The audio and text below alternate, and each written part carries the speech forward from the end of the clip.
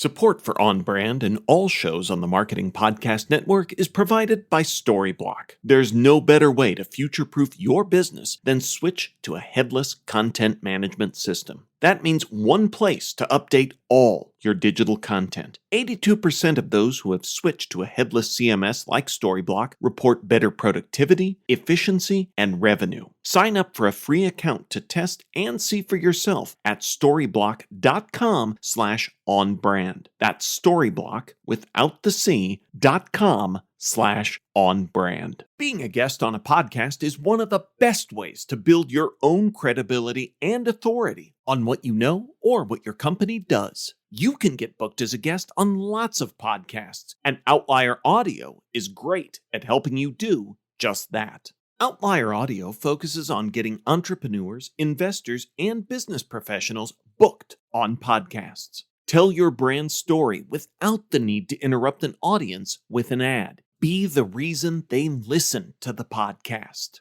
Get started with a 5-podcast booking trial to see if you like it. Find out more at outlieraudio.com/bookme. That's outlieraudio.com/bookme. I'm Nick Westergaard, and this is On Brand, helping you tell your story. My guest this week is Carla Johnson. Being able to break down where you get inspiration from ideas and how you connect that into the work that you do to come up with a great idea and then tell the story of that idea through your pitch is something that everybody at every level in every organization can do. As the world's leading innovation architect, Carla Johnson has partnered with brands and conferences globally to train thousands of people how to rethink the work that they do and the impact that they can have. Through her company, Rethink Labs, she inspires and equips leaders to embrace change, welcome new ideas, and make innovation everybody's business. Carla, welcome to On Brand. Thank you, Nick. It's so great to be here. I appreciate you having me. You know, I love that charge at the end about making innovation everybody's business. And I think that's a good way to put it, because I feel like sometimes innovation is sort of treated like a special word in a black box that only certain people in an organization have the qualifications to approach. But why should it be everybody's business? You know, you're right, Nick. It's a special word for special people with special qualifications and special titles and oftentimes special privileges. But when you look at what makes innovation successful in organizations, it's not that it's necessarily only a skill. I mean, there definitely is a skill component, but it's more of a mindset. And mindsets shouldn't have parameters on them. It's not something that a certain person thinks and another one doesn't. And in fact, it was interesting when I was doing research for my book, Rethink Innovation, I came across this statistic that said 90% of innovation actually takes place outside of a traditional innovation group. And then there's research that came out from Accenture last year that put empirical evidence behind all of this that showed that the organizations that unleashed innovation and infused it across the organization, they had greater revenues, greater success, a greater ability to respond to market conditions and customer changing expectations, which we know we've all seen, an unimaginable amount. I'm really looking for another word to replace unprecedented, level in these last couple of years. And that's really where innovation comes in. And if we think that innovation is only about the product and services that we sell, then we're missing that other 90% opportunity as brands.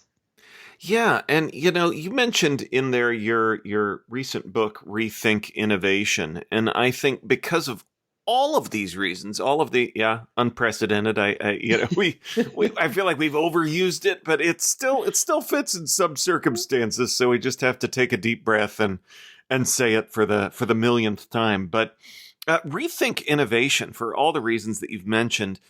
We desperately need a manual on innovation to help us access the black box skill or the special word to make it more of a process.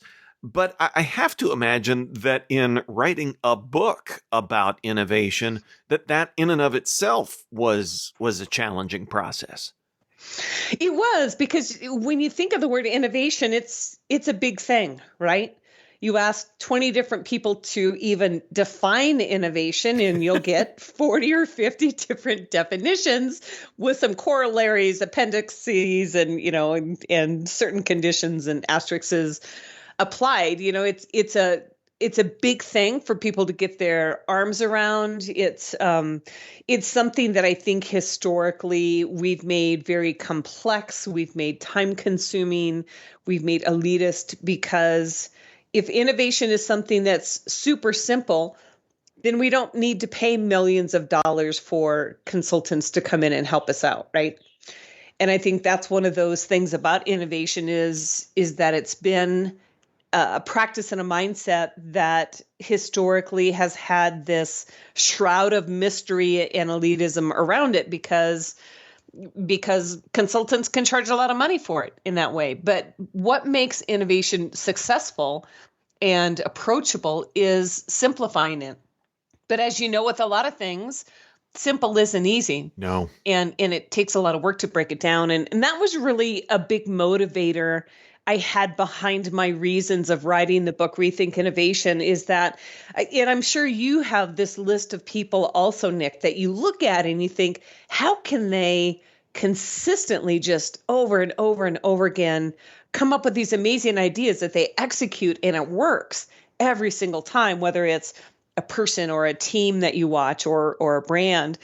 And so my quest was to set out and answer the question, is the ability to consistently come up with great ideas something that can be replicated?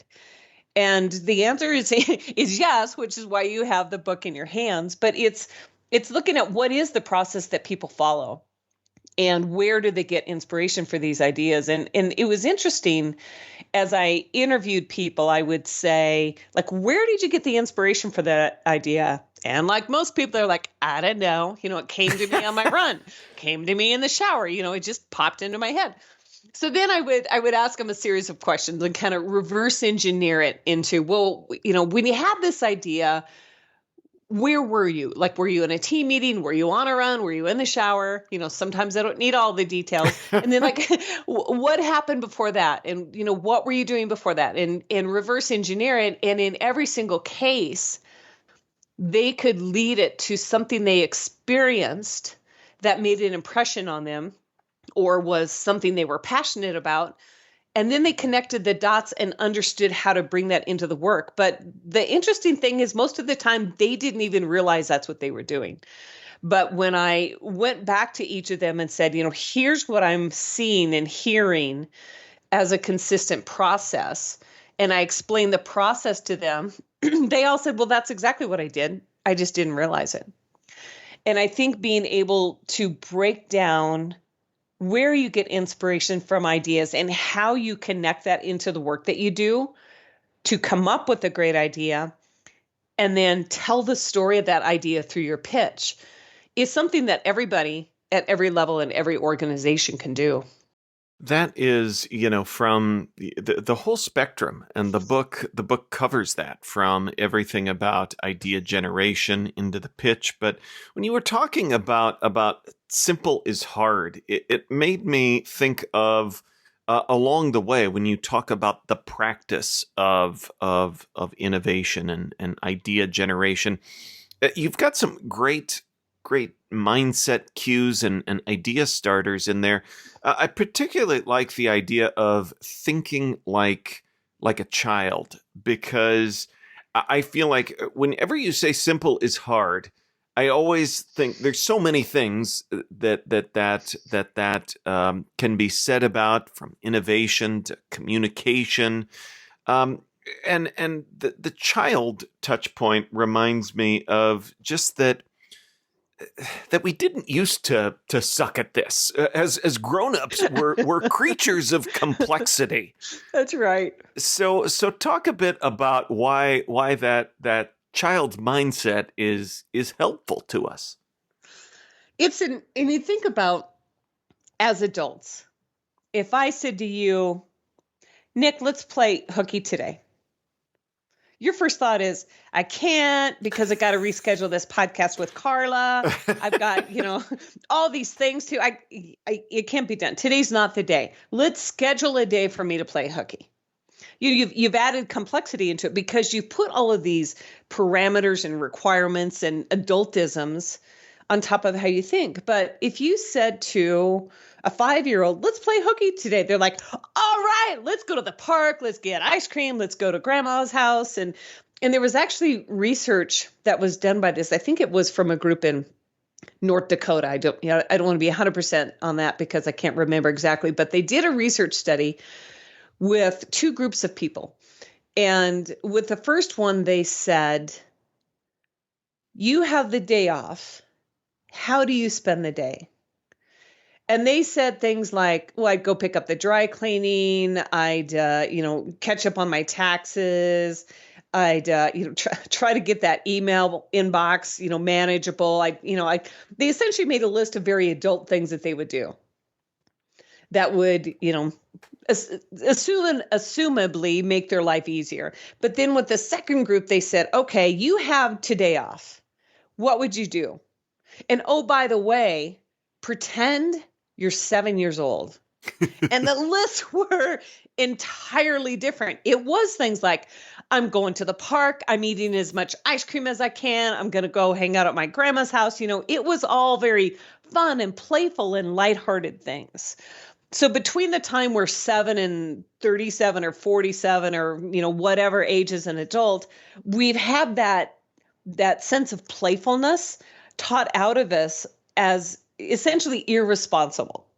So you go through school and you're taught, well, it's great to play, but first do all of your homework. And not just do all of your homework, like don't have any fun doing your homework.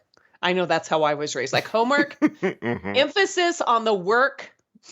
You can't have fun at work. So we're taught that homework has to be dull, dry, a drudgery. It's not fun. We go from that into university and, other than spring break and some late nights, here and there, essentially the message is you need to put in your time. And then you get out and you get into work. Well, they sure aren't going to say have fun and play, right? And the whole evaluation and reward process of much of education and then our careers has nothing to do with fun.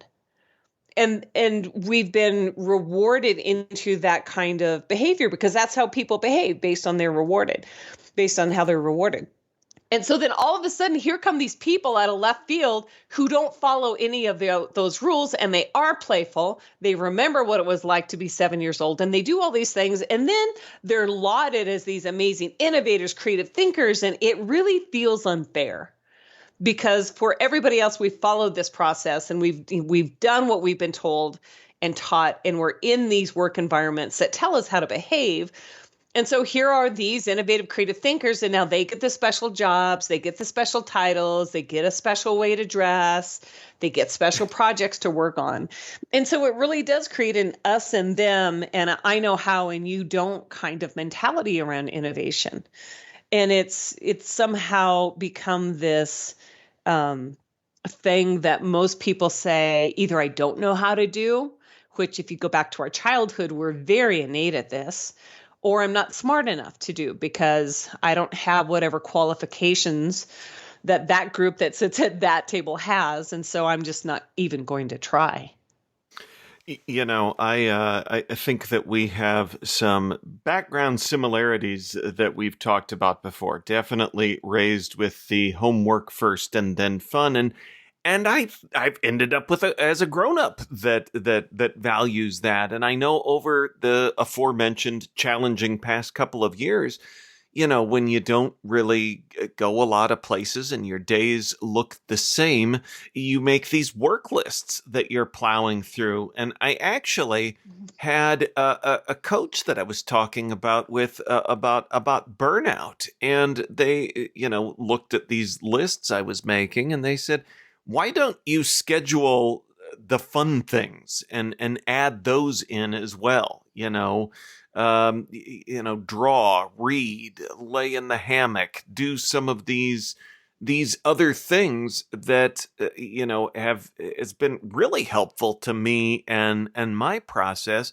But I had to treat it like I was giving, like I was the unfun stuff, and making sure that I slotted it in, because otherwise we don't seem to value it.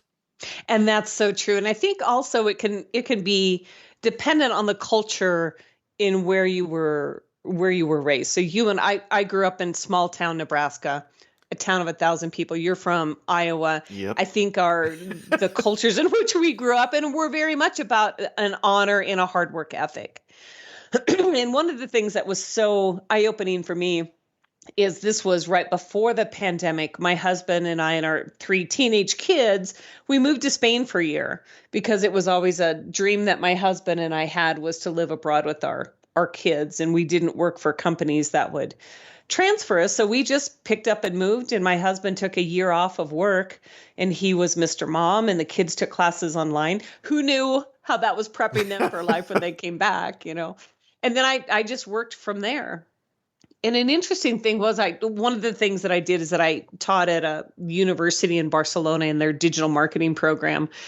And I remember one day going into a conference room and saying, "Can I eat my lunch in here?" And they all kind of looked at me like, "Well, you could, but why would you want to?" Spain is the culture of where you take time off. It's a 2-hour lunch that you spend with friends, and you leave your work, and it's very social. And there's very much boundaries and balance between work and enjoying life and taking time to slow down and really savor what you do every day. And by the time we were done with that year, I'll be honest, it was very hard to come back to the US. And it was a time that changed how I looked at how I worked and how much I worked and what that work looked like. And I did make some changes that I feel made more space for exploration and creative trial and error, and doing things that I felt had the potential to be innovative. But even if I, didn't know how it was going to turn out, I was willing to give it a try, and I think try more things. And even one just little example is, I live in Colorado, one of the greatest places to ski and snowboard in the world. And sometimes Wednesdays have a great powder day. And if I don't have much on my schedule, and if I, of course I don't go on Fridays, because that's when I talk to Nick Westergaard. But, so if I can rejigger some things and go snowboarding on a Wednesday and work on Saturday, or maybe, adjust however it works, that's taking advantage of what you do as a kid. If it's a sunny, beautiful day outside, you go outside and play, and then, you do the work later, you make accommodations. And I think we put parameters on ourselves about what work should look like and when we should do it, and all of these things. And I think one of the lessons that I've learned is, the more I give myself permission to have time, to make that time. And like you said, Nick, sometimes it's a matter of scheduling in the downtime or the creative things, just like you do the things we know we need to do. I don't want to imply that those things don't ever need to be done, but I think we can rethink what they look like and when and how they get done. That can actually make us much more creative and happier and better at them. On Brand will be right back after this. When it comes to marketing, time and place are everything. But with 1 million messages per minute and not enough hours in the day, how do you really catch your target audience's attention? LinkedIn can help you speak to the right people at the right time. They deliver you quantity and quality with targeting tools that allow you to reach your precise audience, down to their job title, company name, location, and more. This means your ads are being seen by those who matter. That's why LinkedIn is #1 in B2B display advertising in the US. As a thank you to their customers for helping them grow 3 times faster than the competition, LinkedIn is offering a $100 credit on your next campaign. Go to linkedin.com/MPN to claim your credit. That's linkedin.com/MPN. Hey there, it's Jason Falls. If your company or maybe one of your clients sells to marketers, you look for advertising channels that guarantee business marketers are paying attention, right? Let me introduce you to the Marketing Podcast Network. You're listening to it right now. It's a network of podcasts all about marketing. So 100% of MPN's audience are marketers. Reach them by advertising on the Marketing Podcast Network. Learn more and find our media kit at marketingpodcasts.net. Now, back to the show. So all of this adds up to greater space for innovation then? Is that what when you cultivate a mindset and practice like this, is that how we connect it to the work of innovation? I think it's understanding that there's parts of the process, of the 5-step process, and we can get into that in a minute, that do require a little more space. And if you've ever been in a situation where you need to come up with a great idea under pressure and you don't have the skills to do that, it can be tough. It's no different from somebody saying to you, all right, Nick, we're going to run a 5K. But we're going to do it right now. And I know you don't know how, and I know you don't have the skills, and I know you haven't trained, but here's the ultimate performance metric I expect you to hit. Now, how awesome do you feel about hitting that performance metric if you haven't had any practice, you haven't had any time to develop your skills, you haven't had any space on your own to figure out what works for you to deliver that performance? How confident are you in the ability to, deliver at that expected level of performance? For most people, they're like, no, I'm not doing that. I need more time. I need all these things. Yet we don't give that same mindset and approach to creative thinking or developing innovative ideas. But the more that you practice, so if you were someone who ran every day and you didn't just run, but you did sprints and drills and you read about nutrition and associated with other runners and athletes. And I came to you and I said, all right, Nick, we're going to go out and we're going to run a 5K. You'd be much more likely to have confidence in your performance, right? Well, the same thing is true when it comes to ideas. If you ask somebody who's not skilled, who's not practiced, who's not familiar to hit an expected level of performance, of course they're going to struggle. Yet that's what happens every single day in teams, from leaders to employees or even employees on themselves. And then they don't perform at that level, so they think they're a failure. Now, if it was us in that 5K situation and I said, Nick, I expect you to run this 5K in 18 minutes and you didn't hit it, well, you go, well, of course I didn't. I didn't know what to do. I hadn't trained. I hadn't done all these things. Yet when it comes to ideas and creative and critical thinking, we just think we're awful at it. And so we quit and we say, well, that's something somebody else does. And we have a different set of standards and expectations when it comes to innovation than we do how we look at skills in any other area of our life. So speaking of those standards, you alluded to your framework earlier. Walk us through that. Absolutely. And I found this pretty interesting, and I'll go through the 5 steps and then talk about them just a little bit more and explain them. So the 5-step process is what I call my perpetual innovation process. Because when I looked at the people I researched and interviewed for the book, I understood that when they followed this process, they perpetually innovated over long periods of time. And the 5 steps are to observe, distill, relate, generate, and pitch. And we start out with the observe step. And this is something that I think, especially as we get busy or under pressure, we don't do. But one of my favorite things is to sit in a mall, inside or outside, and just people watch. And it's fascinating because you look at how people dress differently, how they walk differently, how groups interact differently. Last night my husband and I went to Lowe's and we watched this sweet couple, I would say late 70s, early 80s in front of us, and how they interacted.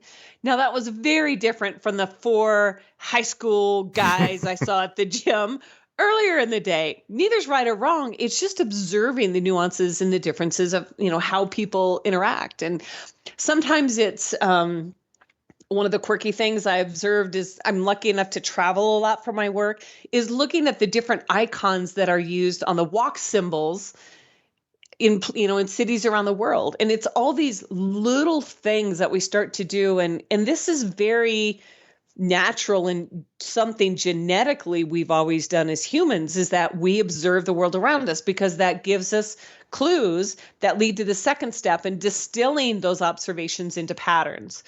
When we observe things that we see, it's like it gives us clues. Is the pattern that we're safe?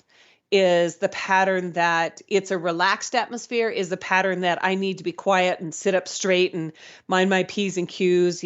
What is it that we're observing that shows us a pattern? Sometimes the pattern is about community. Sometimes it's about conversation. Sometimes it's about structure, whatever that may be. And then that leads us to the third step, which is relate. After we start to see these things that we've observed and distill them into patterns, how do we start to relate those patterns into the work that we do every day?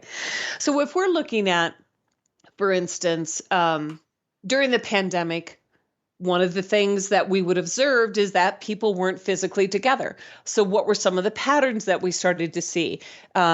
People were overworked. People felt disconnected. People were hungry for a human connection. People wanted something that, helped us remember that we weren't supposed to just work 10, 12, 16 hours a day, day after day. We wanted some sense of originality, something that was different. And so if we look at that, when we go to the fourth step, which is generate, how do we start to generate ideas that respond to that?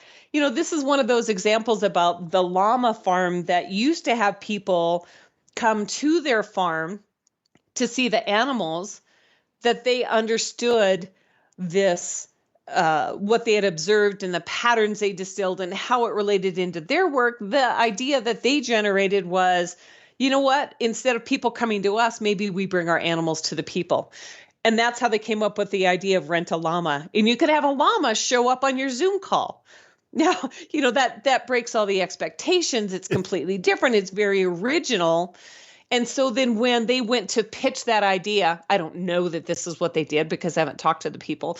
But if you go back and you simply tell the story of what you observed, the patterns that you distill, how that relates to your work, and that was the inspiration behind the idea that you now have a built-in pitch just based on what you already went through. And the reason that pitch becomes so much more likely to get approval is because, one, you've given people context for where the idea came from. 2, you've taken them on a journey of the idea that they can now understand and feel a part of. 3, you've connected the dots between something that was inspirational and the idea that you actually generated. And then 4, you're asking people for their feedback, and people are more likely to support something that they're a part of. But what typically happens when people want a new idea or need a new idea is that they don't start until step 4, and they say, we need ideas. We need to get together on a Zoom call in a conference room. We need to generate as many ideas as we possibly can. And you know what they say, Nick? Come on, give us all your ideas. There's no such thing as a bad idea. We know that most of the ideas are awful ideas. So then they go to pitch them, and their boss or their client says, no, we're not that kind of company. We don't have that kind of budget. Nobody likes llamas. And you end up going back and doing the same thing that you've always done. And it sucks the soul out of people. And then they say, well, you're right. We're not that kind of company. I'm not that kind of person. I guess I'll just leave it to the innovation team. And we miss all these opportunities to have big impact, even if it's in small incremental ways. Well, that is a great overview, and I love that you brought it back full circle to that idea of innovation being everybody's business. Carla, throughout the book, you talk about lots of innovative brands, and I can't say enough good things about it, but I want to ask you, as we start to wrap up here, for a brand that has made you smile recently. This is one of my favorite brands, and I do profile them pretty deeply in the book. And it's Emerson. They're an industrial manufacturing company in St. Louis, Missouri. And the reason I keep going back to them is because they consistently surprise me.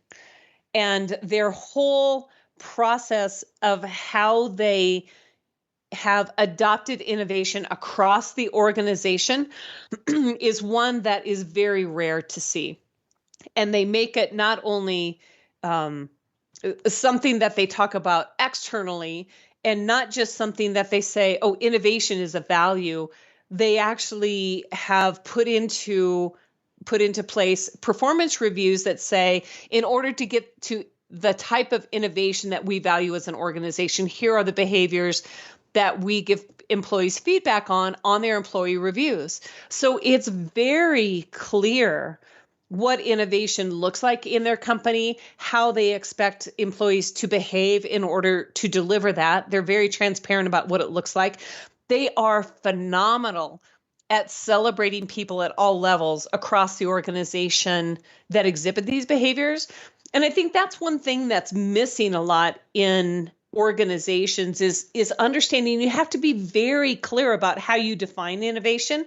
And then let's make sure that we consistently tell stories of what that looks like in our company. So people don't think that it only has to be what this innovation or R&D group or, however you have it, that they're the only ones who innovate.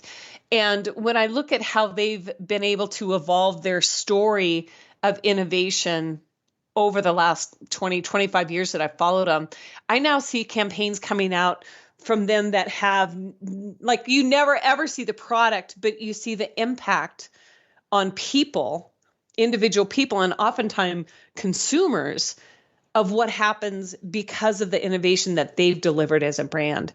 And watching how a company is able to shift a culture and move the ownership of great ideas from a particular group or a particular, level of an organization like leadership, and really consistently infuse it and make innovation everybody's business. It's a case study in how this is something that when you consistently practice it, study it, reward it, train people on how to do it, you have incredible outcomes, these extraordinary outcomes that you wouldn't necessarily ever use as a business objective from the get-go, that you absolutely can realize. That is a great brand and makes me smile just hearing about it. Carla, where can folks go to learn more about who you are and what you do? The best place is my website. It's carlajohnson.co. There's no M. I always say it's .co for the great state of Colorado. And once you're there, you can sign up for my newsletter where I share many tools, tricks, tips, and case studies about how to infuse innovation, creative thinking in your own work or on your team. I always love it when people connect with me on LinkedIn and let me know that they heard me on Nick's podcast and what you thought of the episode. And you can also follow me on Twitter at Carla Johnson. Awesome. And we will link up to all of that in our show notes at onbrandpodcast.com. Carla, thanks for being on brand with us. Thank you, Nick. It was a delight to be here. I appreciate the invitation. On Brand is part of the Marketing Podcast Network. If you like what you're hearing, if we've made you smile, you can always listen free on Spotify, Apple Podcasts, or whatever your favorite platform may be. And please take a moment and rate and review the podcast to help others find the show. Until next week, I'm Nick Westergaard, and I'll see you on the internet.